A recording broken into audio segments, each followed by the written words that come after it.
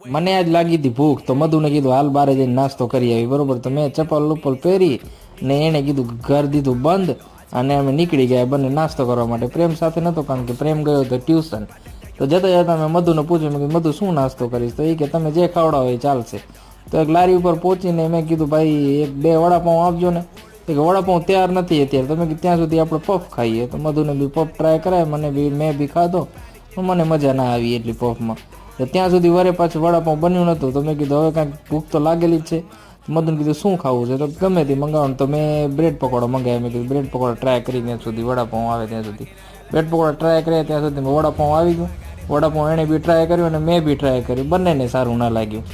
પ્રેમ માટે એક પેક કરાવી લીધું. મેં કીધું પ્રેમ તો ખાસે રહ્યો, આ પ્રમાણે તો ના મજા આવી. પ્રેમ માટે પેક કરાવીને અમે નીકળી ગયા ઘર તરફ જવા માટે. અને આ જે સ્લોપ છે ને એમાં એટલી મજા આવે ને મને ખર કરીને જવામાં. પછી ઘરે પહોંચ્યા